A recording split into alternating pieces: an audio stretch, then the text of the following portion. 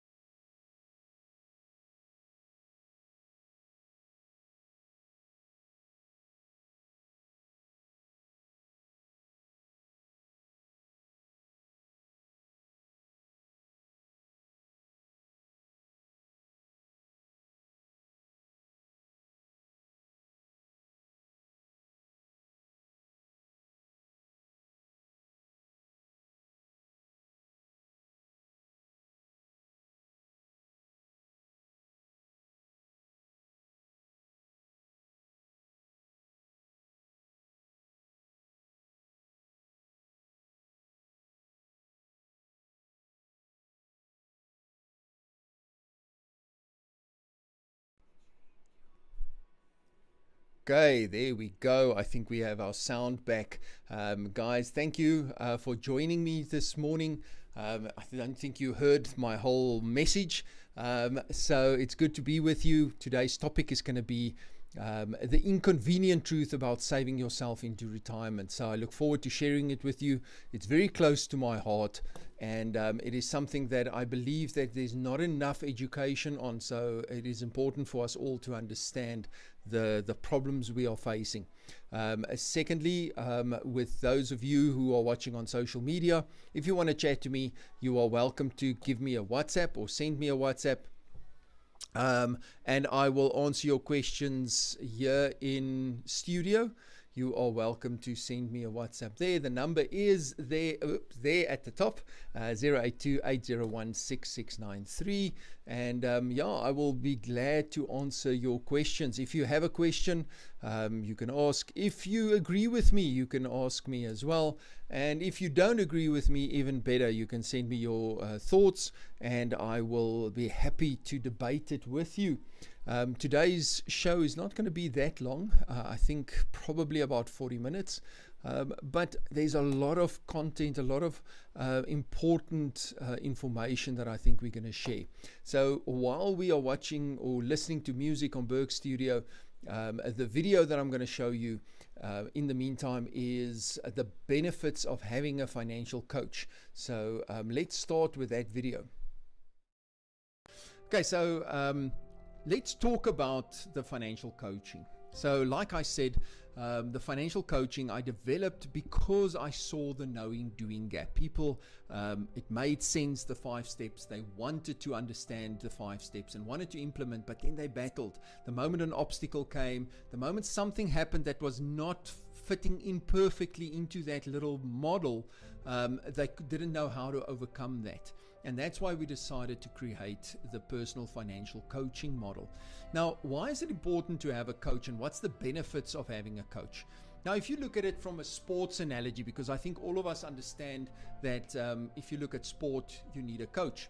So if you want to be the best at anything, you need to get a coach that can help you achieve that. The reason for that is that a coach has access to a lot of different people and have had access to a lot of different experiences. You basically start with only your experience. So if something out of the ordinary happens in your implementation, you have to look from your limited experience and say, okay, so how do I fix this? And because you have limited experience, you have limited options to solve that problem. Where the coach might have worked with 10 people, 100 people, 1,000 people, 10,000 people before, which now means that he's probably seen that scenario play out 10 times, 100 times before. So where you have to sit with a clean slate and try and figure out what the right solution is, your coach has seen this hundreds of times before, so he immediately knows. So what does that do? It helps you to not have to learn through trial and error alone. It saves you time. It makes sure that you don't get discouraged because of failure. Because if you don't have a coach that can guide you, how are you going to solve this? If you are really determined, you're going to try one thing. Then that thing might not work to solve your problem, which hits you back a little bit. Then you have to try another thing and go through trial and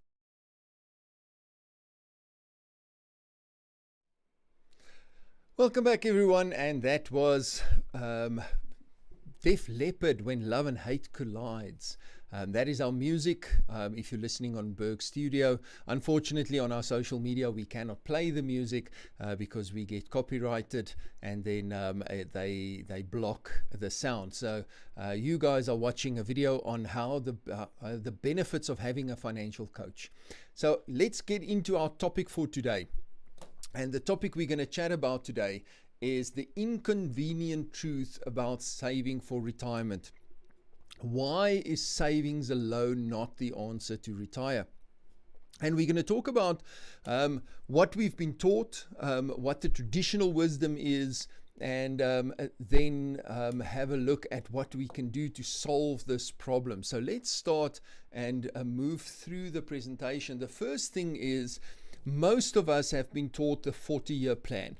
That is what we are taught at school. That is what we are being told is the correct way to structure your finances throughout your life. So what is the 40-year plan?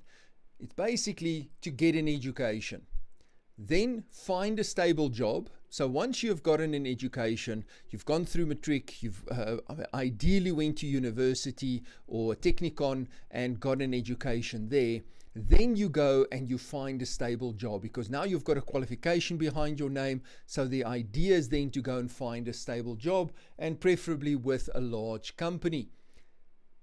That stable job will then give you a secure salary.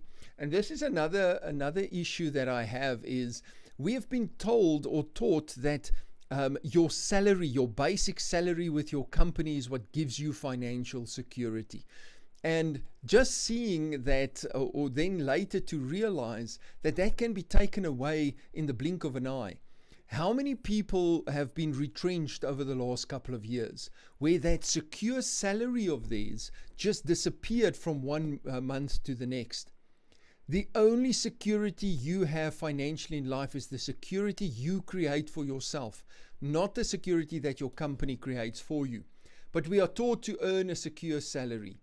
We then are taught to live within our means. So you need to spend less than what you earn. Save as much as you can. So you live within your means. You take the money that you're not spending, and you save as much as you can. You then stop working when you get to age 65, and then you live off your savings. So you build up this savings, you invest it, you live off your savings, and you enjoy your golden years. So that is basically what we have been taught for many, many years and generations. It's get an education, find a stable job, earn a secure salary, live within your means, save as much as you can, stop working, then you live off your savings because you're retired, and you then enjoy your golden years. Unfortunately, that plan does not work because 96% of people who retire in South Africa cannot maintain their standard of living within 5 years after retirement. And we're going to talk about that as well. Why 5 years? What happens in that 5 years that stops people from enjoying their golden years? So why is savings alone not the answer? There's a couple of reasons. The first one is it is because it is only focused on capital assets. So savings is all about building capital, whether it's building capital in a retirement annuity, building capital in an endowment, building capital in a unit trust. It's all about building a capital asset. But you cannot just focus on one type of asset. How I explain it to people always is if you have a wall and you want to build that wall, and let's say that wall is retirement. Savings and building capital is only some of the bricks that you use to build the wall. It is not the wall. And that is what we've been taught. We've been taught that as long as you have an RA, as long as you have a pension fund at work, your wall will be completed by the time you reach age 65. But now you're only using savings bricks. There's other bricks that you need to use as well to complete the wall. You can't just use savings bricks. And that we are not taught. We are not taught the other bricks that we need to use to build that retirement wall of ours. The second problem with savings is that it creates passive investors.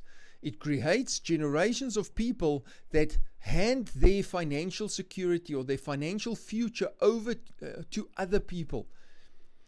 I so often get people that say to me, listen, I want to save 2,000 Rand a month, but you just have to put it somewhere. You need to make it work.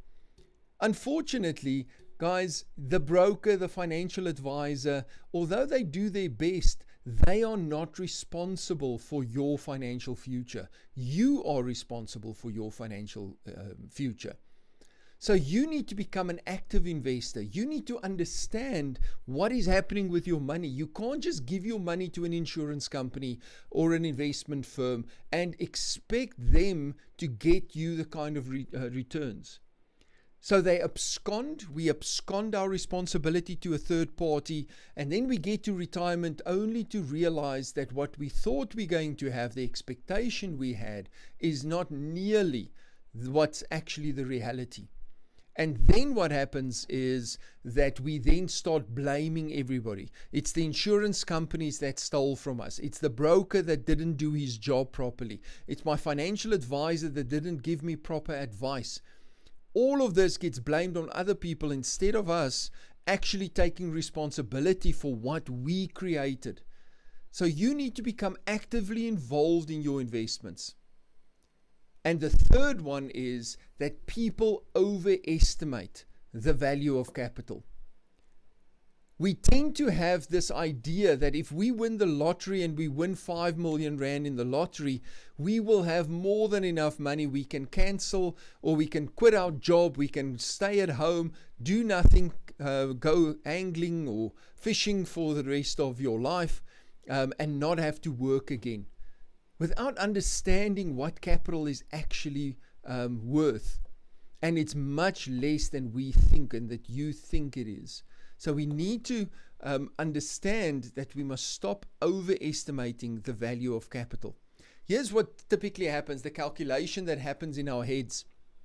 Say, listen, if I win 5 million Rand on the lottery and I invest that 5 million at 10%, that 5 million will give me 500,000 Rands interest a year.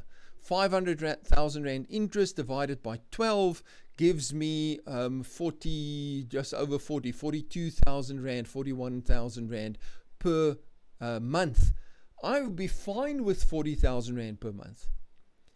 And that's the calculation we do in our head.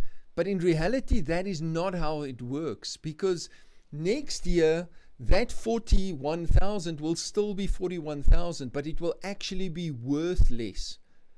So you would actually, if you live on 41, you'll have to have 42 or 43 or 45,000 rand next year. But your capital cannot generate more than that. Therefore, you have to start getting into your capital to support your lifestyle needs. And that is when people get into what I call the death spiral. So this is the death spiral. What happens is you have an initial capital amount when you retire or you win the lottery. Now, from that capital amount, you withdraw, on the interest, you withdraw your income. But then what happens is every year you have a higher income need. Now, your capital, if we take the analogy of the 5 million rand, can only generate about 41,500 rand per annum, per month. So if you suddenly need 45 next year, you're going to have to take a small portion of your capital to supplement the interest.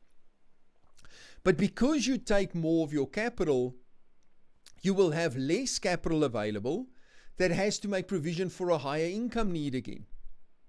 Because of the higher income need, what then happens is you have less capital available. And then you have a higher income need the next year, which means you have less capital available to make provision for that higher income need. And slowly but surely, you start taking more and more and more of your capital, and you start getting into this death spiral.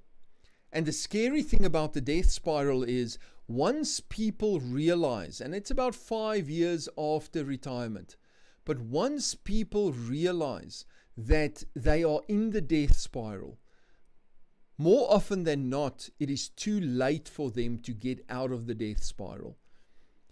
So you have to be very careful that you do not fall into this death spiral, because so many people do it. Especially when they retire and they get a big capital amount. That capital amount sounds so good when it comes to security. I mean, if something goes wrong, I've got 5 million rand in the bank. And the guy goes, well, I'm on retirement now. I've always wanted a boat to go fishing. So I'm going to buy myself a boat. It's only 200,000 rand. I still have 4.8 million rand left. Say, but I need to make a few changes at my house. It's only 100,000 rand. I still have 4.7 million left. But they completely overestimate what that capital is actually worth. So guys, when you retire, be very careful of the death spiral. And if you focus on solving your retirement problem with savings alone, you will inevitably land in this death spiral, because it's not sustainable over time. Okay, so let's quickly take a short music break. For those of you watching on our social media, we're going to continue with our video on the benefits of a financial coach. Error until you find the right solution, where your coach could have cut out all of that and just told you, listen, the previous times this has happened, how we solved this problem was that. There's a track record, this is how it's solved, and you just implement. So imagine the time you save. So by having somebody there with you that can guide you, give you advice, and tell you how to overcome obstacles, you are cutting your journey, the time to reach your goals by half, by 80%. So why would you want to go the long route if your coach can show you the shortcut? The second thing is, it's good to have a mentor or somebody that can keep you accountable. This is so important, because it's so easy for us to bullshit ourselves, to go and tell ourselves all of the stories and give excuses and find problems for every solution. It's so easy to do that. But if you have a coach that you know is going to call you on your nonsense, is going to call you out when you are making excuses, then you have somebody that can keep you accountable, and you'll be amazed how honest you become with yourself if you know there's somebody that's going to call you out when you are not honest. The people we lie to most often is ourselves. We don't lie as much to other people as we lie to ourselves. And the moment you stop doing that, you can go on this journey to become successful. And what your coach does is he keeps you accountable. He doesn't allow you to lie to yourself, which means you're going to stop doing it because you know, I'm going to try and get this lie past my coach. He's not going to fall for it. And then you can just as well not lie to yourself. So that accountability is crucial. The next thing that is important in getting a coach, and why it's so important having a coach, is that you can run ideas by your coach. You might wake up or go to bed and have this brilliant idea in your head and say, yo, if I do this, it's going to work. It's going to be perfect. Everything's going to work. But because of your limited knowledge, your limited experience, you don't see all the pitfalls. Again, the coach has had all of this experience. He's looked at everything. He's done it before. So he can tell you, listen, it's a brilliant idea, but be very careful of this, or look out for that. And by doing that, again, he can save you all the trouble of going through a trial and error process to get there. So if you look at sport, just to give you an example, a very practical example.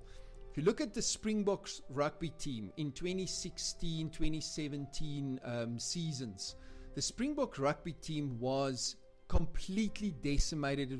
They were the lowest rank in the world, I think, in the history of Springbok rugby. They lost against Italy. Now, a lot of people talk about the loss against Japan, but what they don't understand is that Japan is actually ranked much higher on the world rankings than Italy. And in 2016, 2017, we lost against Italy in a test, the first time ever. So we were at the lowest point in our rugby. In 2018, Rassie Erasmus came on board as the coach, and he started working with them. And end of 2019, the team won the World Cup. We all know this. Did the people in the team change dramatically? No, it was basically the same core of players. Yes, there was players going out and coming back, but the core of the team stayed the same. What changed? Did that team's talent change? Did their ability to play rugby change?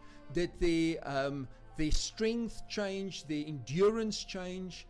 They were still the same people.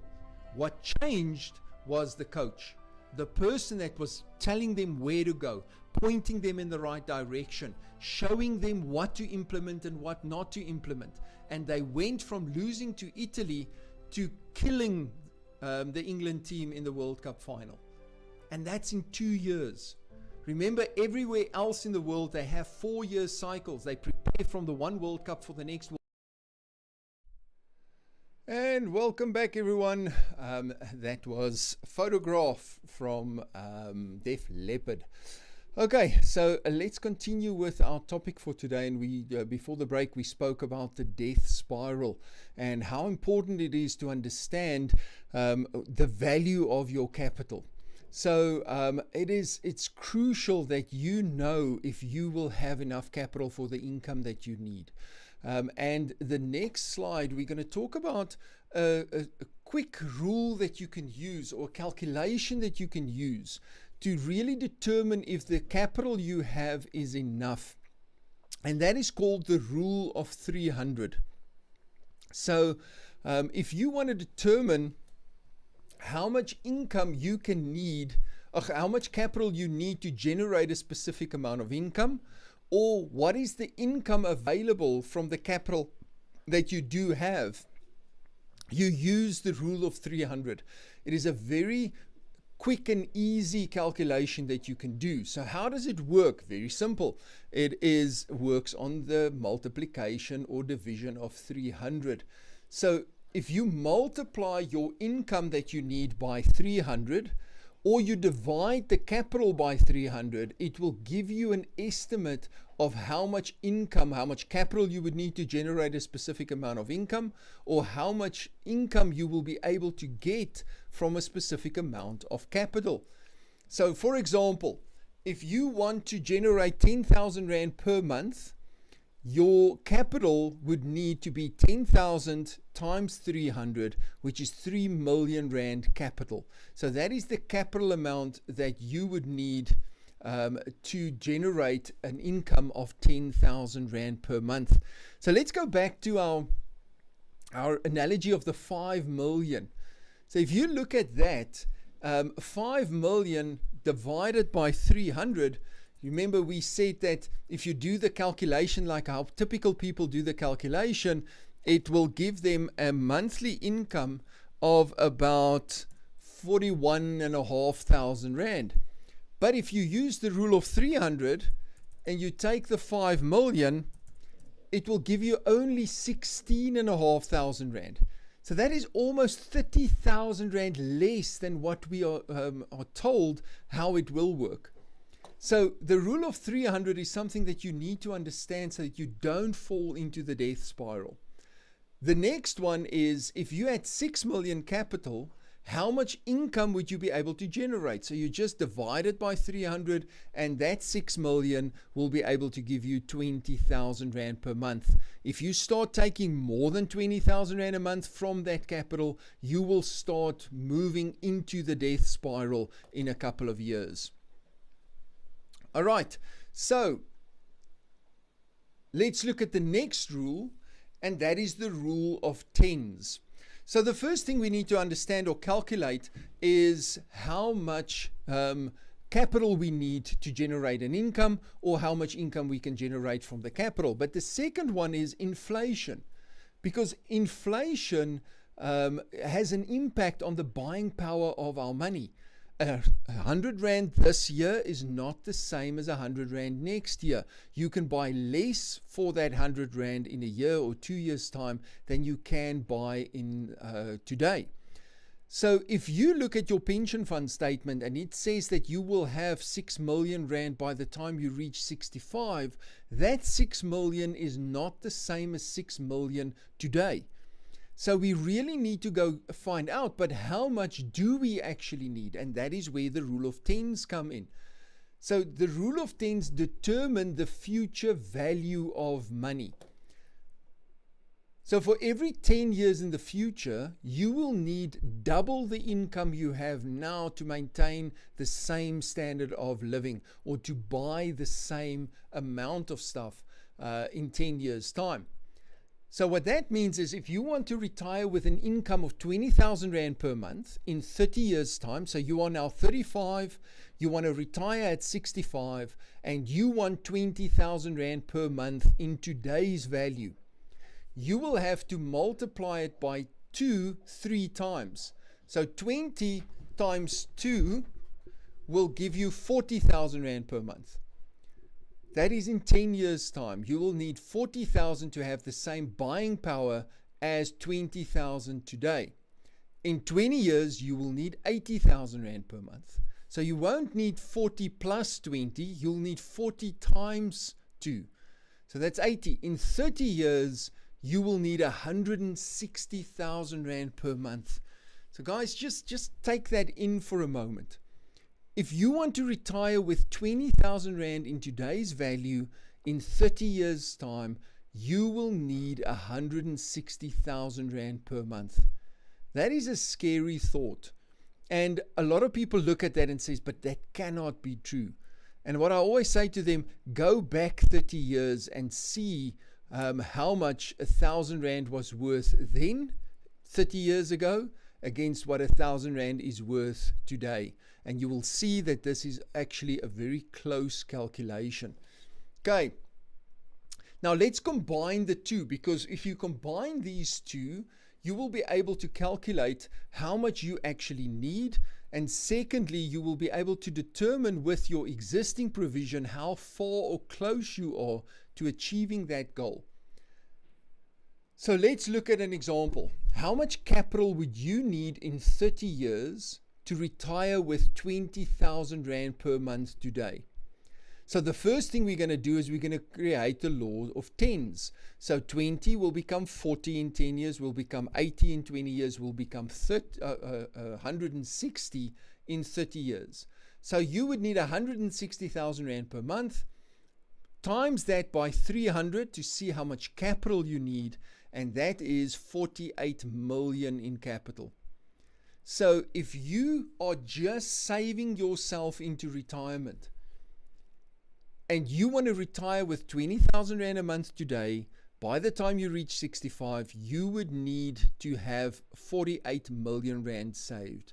So now you can go and have a look at your pension fund estimated maturity value and your group scheme's estimated maturity value, your retirement annuity, and see how much they estimate you're going to have and compare that to the 48 million that you would need.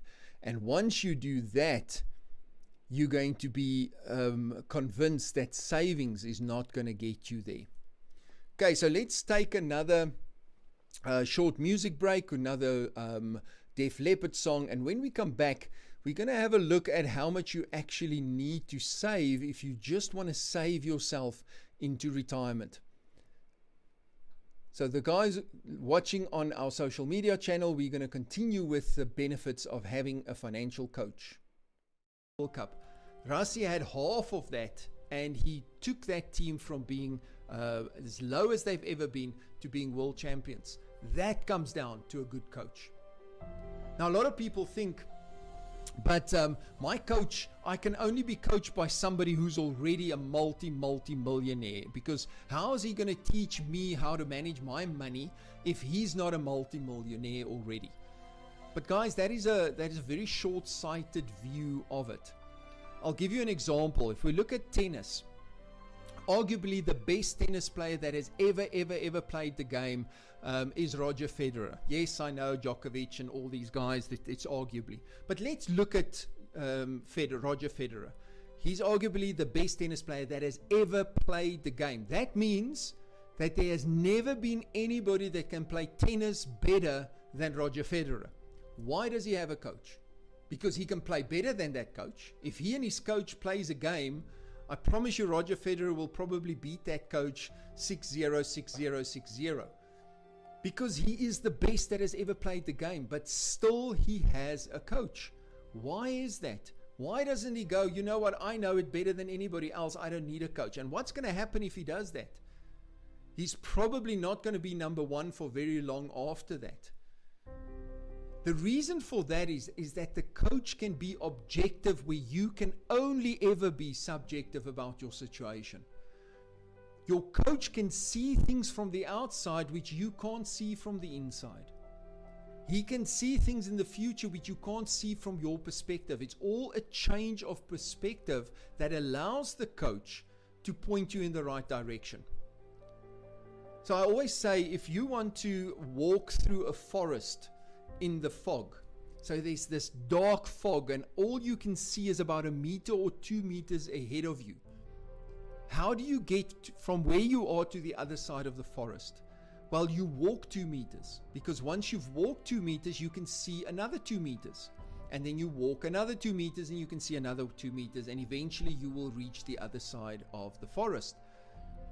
And the point we make with that analogy is that you have to start doing something. Don't wait for the whole path to be clear before you take the first step. You have to start doing it. But where does the coach fall in or fit into this whole analogy?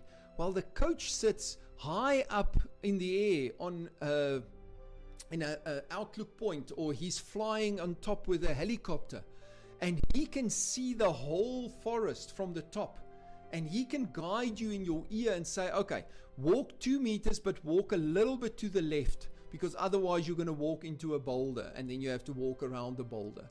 Walk a little bit to the left. You still can only see 2 meters ahead of you, but you've got a guide sitting on top which can see 30 kilometers ahead of you, and he can slowly guide you. Doesn't mean there won't be any obstacles, but he will help you to pass that obstacles with the least amount of effort. And that's where the coach comes in. He's got this objective view. Guys, you cannot have your wife as a coach. You cannot have your best friend as a mentor, because the relationship is different with that. There's emotional involvement there. There's vested interest there.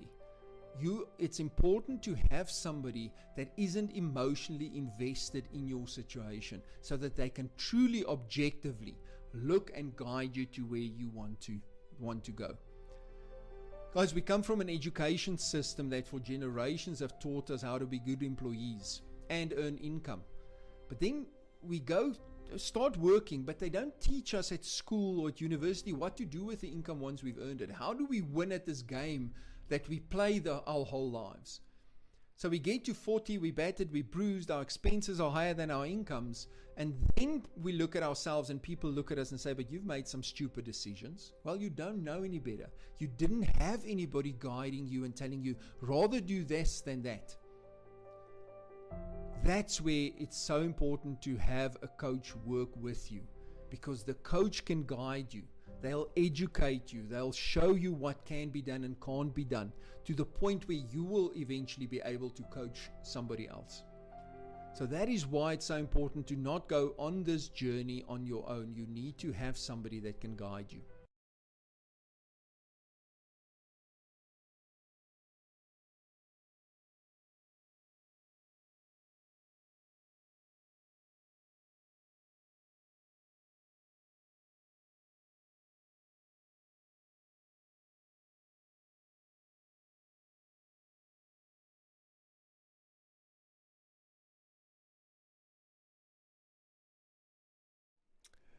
Welcome back, everyone. Those of you watching on social media, you watched our benefits of having a financial coach.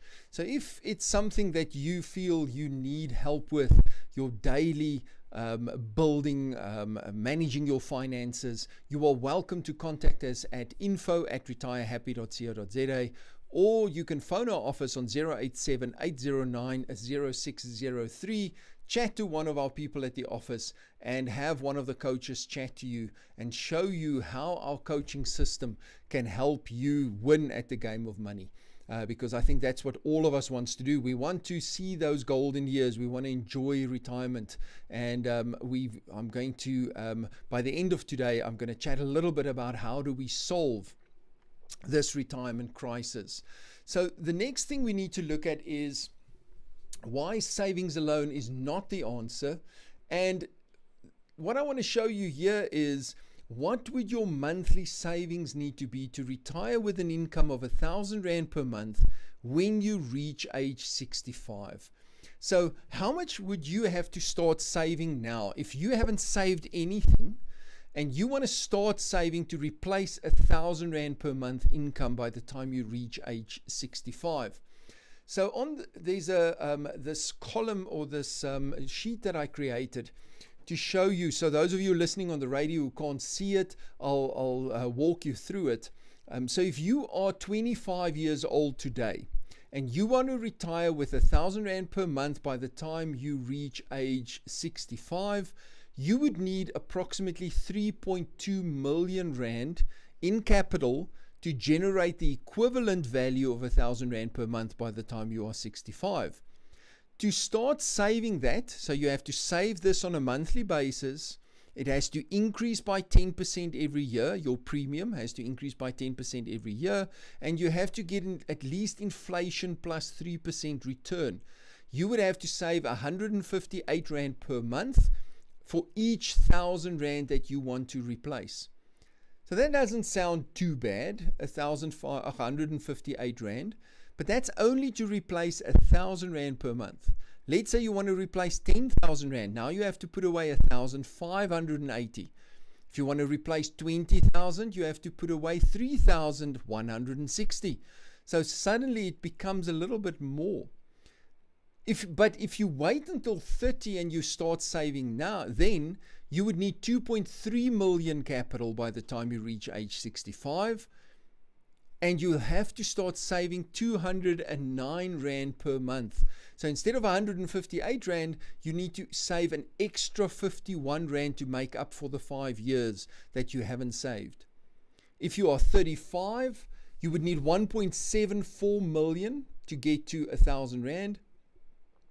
And you'd have to save 282 Rand per month. So for every 1,000 Rand that you want to replace, you need to save 282 Rand. So about 28% of the 1,000 Rand that you want to achieve, you need to save. If you want to retire, if you start at 40 and you want to retire at 65, you'd need 1.2 million capital and you'd have to save 392 Rand. That's almost 40% of every 1,000 that you need to save to get to replace that income at age 65. If you are 45, you have 20 years left, you'll have to save 565 Rand. If you are 50, you have 15 years left, you'll have to save 866 Rand. So I want to put that in perspective. Let's say you want to replace 100% of your income. So let's say that 1,000 Rand that you want to replace is 100% of the income that you are earning now. You will have to save 86% of whatever you earn to save up enough capital to retire with what you earned. 86%, and that is before tax. So after tax, it's basically 100%. So at 55, you would have to save 1,476 Rand a month, and at 60, you would have to save a whopping 3,210 Rand per month for every 1,000 Rand you want to replace.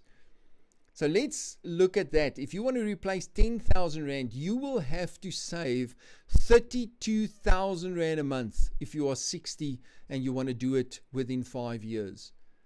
Guys, savings is not going to get you there. So let's have a look at the future of retirement. If savings alone is not going to get you there, how are we actually going to solve this challenge? The first thing we need to do is we need to redefine what retirement means. The definition we have of retirement and that we've been taught about retirement is the day that you stop working. We propose that we change that definition to the day that you can work because you want to work, not because you have to work anymore. So I want you to think about that. Think about what that definition means. The moment we say you get to a point where you work because you want to work, not because you have to work anymore, age goes out the window. It's now no longer a specific age, a 60, a 65, a 70, that you want to stop working. It is whenever you get to the point where financially you are stable enough that you do not have to work unless you absolutely want to, because it's your passion. And that's where we want to get people. We want to get people to that point where they can do what they want to do because that is what they enjoy doing, that is their passion, not because they need the salary. The second thing is we need to also look at replacing our active income with passive income. So this is something we need to understand. When I started doing research on how do we solve this retirement crisis, the solution was actually so simple.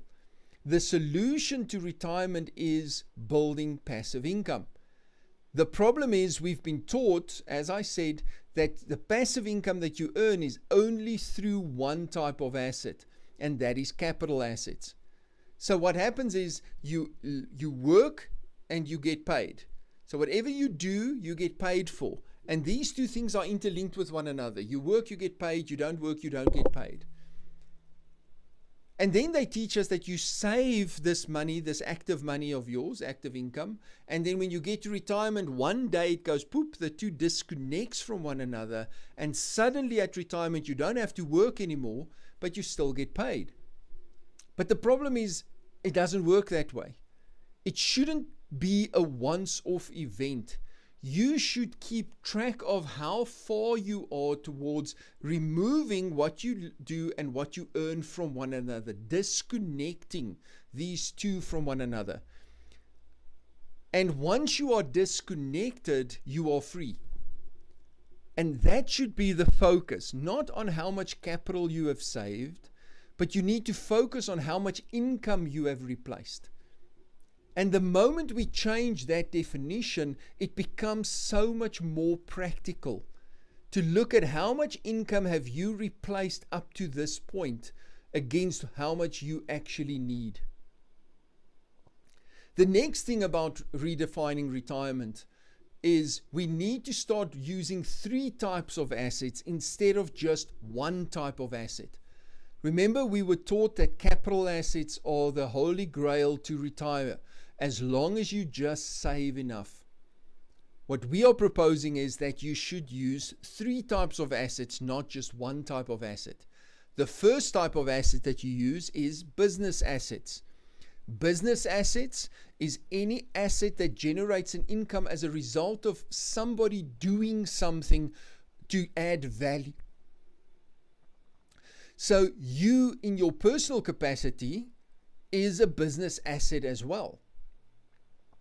The fact that I always ask people in seminars, how many of you are business owners? Or how many of you work for yourself? And then only a few people put their hands up. I say, what about the rest? No, we work for a salary. Well, you are still a business. You're just a business of one. You're selling one product, and that product is you. Because you are selling your time to the company that you work for an income. So you have one business asset. You need to generate or create other business assets that creates multiple sources of income. So instead of just having yourself as a business asset, you need to create other business assets as well. That business asset generates income as a result of what someone does in that business or does in that asset. Doesn't have to be you, because you preferably want to make use of leverage. You want to create a transformational business where you earn money from the efforts of other people, but it's still a business asset. Okay, so I want you to understand this. You are a business asset. You generate income as a result of adding value to somebody else, to a company, to an individual. Because of the value you add, you get paid, and that is what makes you a business asset, and that creates monthly income. So you want to develop those business assets to have multiple sources of income. Secondly, you then use capital assets. But how the capital assets that we use differs from the traditional way is you only use capital assets for a specific purpose. Capital assets isn't the end goal. Capital assets is a stepping stone to get to the next level. So a capital asset is just an amount of money that you build up so that you can take that money and invest it in one of the other types of assets to develop the other types of assets. And that brings us to the third asset, which is fixed assets. A fixed asset is an asset that generates an income as a result of the asset, not what anybody does in the asset. The most well-known fixed asset is property or real estate, and I always use that as an analogy. If you have a flat and you can rent out that flat, you don't have to go and work at the flat from 8 in the morning till 5 in the afternoon to generate the income. The flat generates the income as a result of the flat. And that's a fixed asset, and that's a true passive income. So you use these 3 types of assets in conjunction with each other to expand on each other. So for example, you have a business asset. Your business asset is you. You take some of the money and you create a capital asset. You take that capital asset and you invest in a second business asset that generates you income through leverage. That second business asset's profit goes back into your capital asset. You build another capital asset. The capital asset then gets invested into a fixed asset. The fixed asset creates income again that builds another capital asset. And so you expand on your different types of assets, all the while building passive income to replace your active income. And these 3 assets are crucial because the one builds towards the other one. They don't work in isolation. They work together, and you must use one asset to create the next asset. So we're going to take another short music break, and when I'm back, we're going to do our final slide to show you everything we explain on one slide. So Those of you watching on our YouTube channel or our social media, we're going to quickly have a video on the 5 steps to retire rich and happy. And that explains these 3 types of assets quite well. So let's get going into our topic today, the 5 steps to retire rich and happy. So let's start by first giving you a little bit of my background. I started in the financial services industry in 1999, so I've been in the industry for 22 years now, going on 23 years, almost a quarter of a century. And when I got into the industry, I realized there was 2 major problems in the financial services industry. The first one being the fact that the whole process of financial services is basically a selling process. It is people running around selling products to people without a lot of focus being put on planning, on creating strategies and education more first and foremost. The second problem was the retirement crisis, and that was highlighted to me because of my dad's situation. So those of you who don't know the story of my dad, he started working on the mines when he was very young. He worked on the coal mines for almost 40 years, and he did everything right. You know, the lessons that they tell us since we are very small: go to school, get a good education, go work for a company, get onto the pension fund, and then save as much as you can, live within your means, and at the end of the 40 years, you will have enough money saved up to live a comfortable retirement into your golden years. Now, my dad did all of that. He never took out his pension. He worked at one company. He retired, bought a house cash, didn't have a lot of expenses.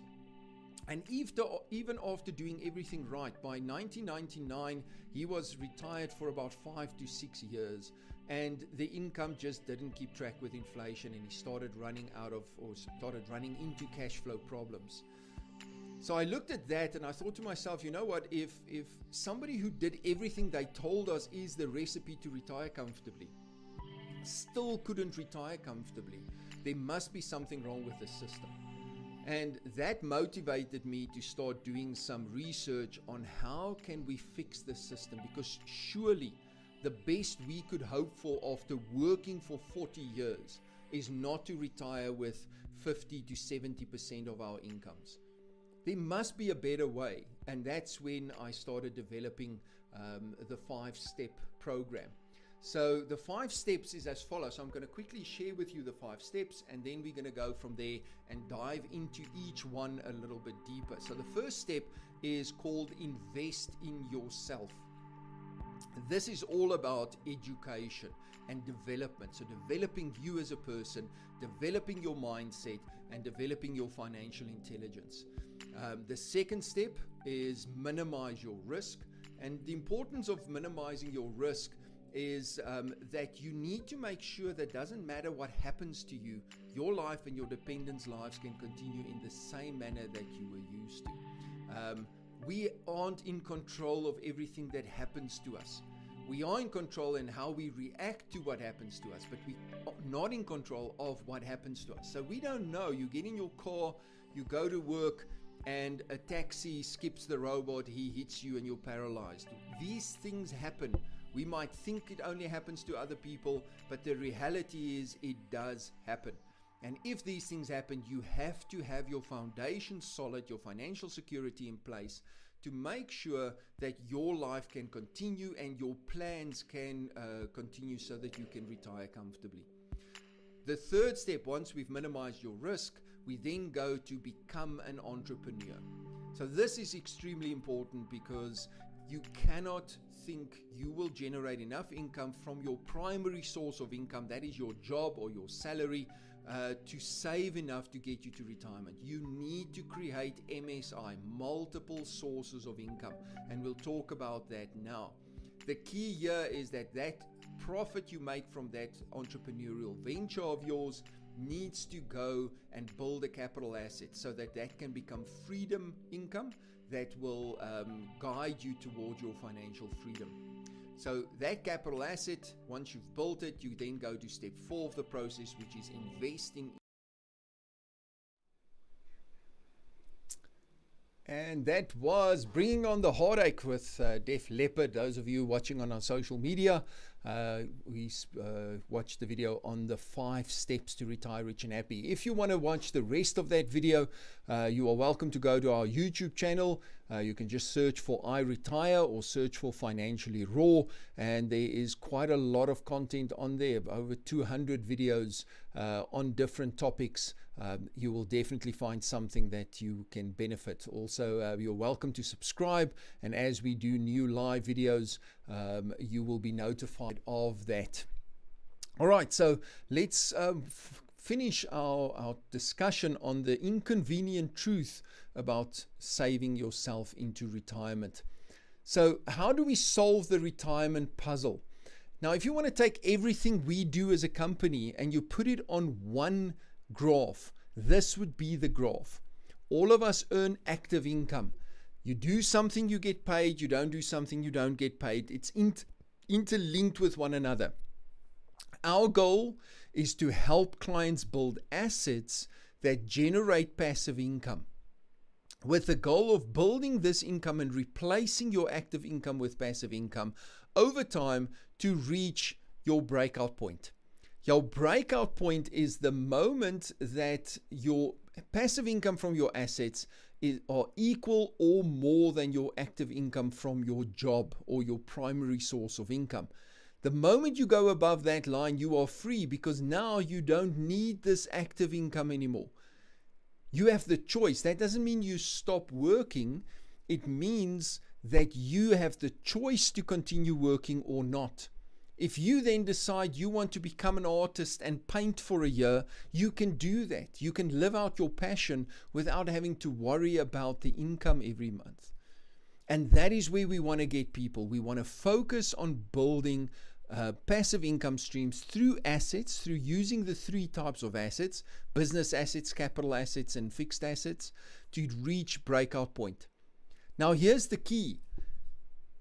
What a lot of people do is they don't have control over their cash flow. They don't have control over their budgeting. And as they earn income from alternative sources, whether it's a part-time business, whether it's a property, that income gets added to their active income, and therefore their need for income increases. And this graph starts growing as well. And then you start chasing your tail. Doesn't matter how much passive income you generate, you will always be chasing the active income line. So what that means is that you need to define every type of income, and we teach people to take every income that comes in and define it as either being a lifestyle income or a freedom income. So if it's lifestyle income, it goes into your lifestyle account and it funds your lifestyle. If it's a freedom income, it goes into what we call your free bucks account to build a capital asset, so that that capital asset can create more assets that generate passive income. And if you don't differentiate between the two, it very quickly becomes a situation where every time you earn an extra 1,000 Rand, you have an extra 1,000 Rands worth of expenses, and you just keep chasing your tail. I always say you don't get freedom. All that happens is that your prison cell just gets a little bit bigger. So you're still in prison, but you just have a little bit more comfortable prison cell. We want to get you out of prison. We want to get you free, and we want to get you to your breakout point. And that is what we teach people through our coaching, is how to get to that breakout point. Because everybody can get there.